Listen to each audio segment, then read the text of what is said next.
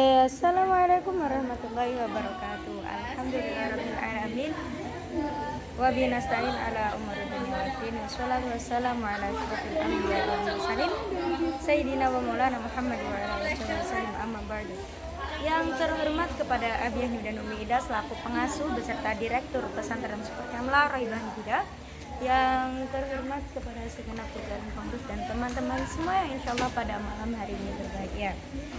Oke, semuanya bagaimana kabarnya pada malam hari ini? Alhamdulillah luar biasa bersama dahsyat Allah Akbar. Oke, berdiri saya di sini, saya Fatina dari kelas 11 akan mempresentasikan tentang kitab Faraidul Bariyah, yaitu tentang kaidah kuliah nomor 1 dan nomor 2. Nah, kaidah pertama dari kaidah kuliah yang kaidah sebelumnya yang saya presentasikan ada 5 kaidah pokok. Nah, sekarang kita udah masuk ke kaidah kuliah nomor 1 sama nomor 2. Kaidah kuliah yang pertama ada al-ijtihadu la yunqadu bil ijtihadi, yang artinya ijtihad itu tidak dapat diubah dengan ijtihad.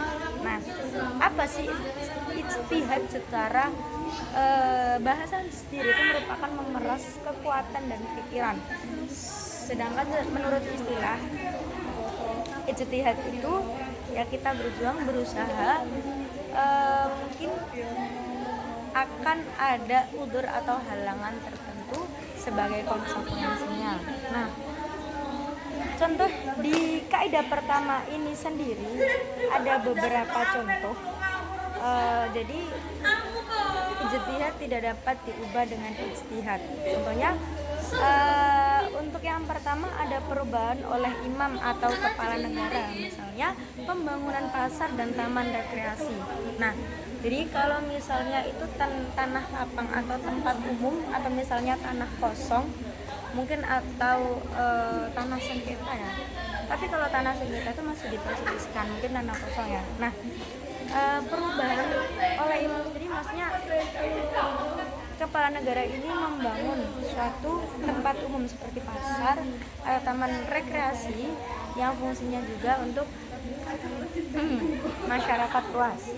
Terus keputusan hakim yang batal, nah contohnya itu ada itu ya. Jadi keputusan hakim yang batal itu memang belum disepakati atau disetujui. Terus juga ada keputusan hakim yang menyimpang. Jadi menyimpang ini menyimpang banyak, mungkin menyimpang dari dalil, bukan menyimpang dari fikih, menyimpang dari syarat ini syarat itu. Nah, ada juga keputusan hakim tanpa dalil. Ya. Selanjutnya kaidah kedua dalam kaidah kuliah itu berbunyi idza jitama al halal wal haram wal haram. Nah, manakala halal dan haram dikumpulkan, maka yang dimenangkan adalah haram. Kaidah ini sendiri bersumber dari ayat Al-Quran yang berbunyi wa anta jama'u bainal ukhtain. Nah, ayat ini itu menjelaskan tidak boleh atau dilarang atau hukumnya haram ketika kita menikahi dua orang perempuan yang bersaudara. Nah, contoh kecilnya atau contoh simpelnya itu seperti ini. Dalam satu piring ada daging babi sama daging daging sapi ya. Nah, itu dikemas dan dikasih wrap. Kita nggak tahu ya itu kan ya dijual. Nah, tapi yang namanya mungkin halal bagi daging sapinya, tetapi haram bagi daging babinya, maka hukumnya tidak sah semua. Maka yang dimenangkan atau yang diambil adalah haram. Nah, untuk masalah pengecualian sendiri, contohnya itu misalnya ada 50% dari bahan sutra dan 50% yang lainnya dari bahan katun. Nah, ini mungkin masih dipergunakan oleh laki-laki. Tidak harus dikhususkan yang memakai itu adalah kaum perempuan. Nah, kalau misalnya masuk ke dalam fikih atau masuk dalam syariat, misalnya ada dua bak, yang satunya suci, yang satunya najis, sedangkan dua-duanya tidak bertanda. Nah, itu kita tidak bisa menghukumi semua najis karena memang tidak ada tandanya mana yang najis, mana yang suci. Tapi kalau misalnya kita ragu atau mungkin masih bingung ya ini yang benar yang mana, maka yang diambil itu tetaplah yang mantapnya yang mana gitu. Kalau saya sih mendingan najis, mendingan diganti atau mungkin dicuci terlebih dahulu.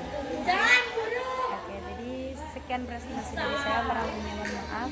Hikmah yang dapat saya ambil ya, saya mengetahui tentang halal haram itu bagaimana, kaidah pertama dan kedua dalam kaidah pun itu seperti apa. Sekian presentasi dari saya, kurang lebihnya mohon maaf. Semoga bermanfaat. Assalamualaikum warahmatullahi wabarakatuh.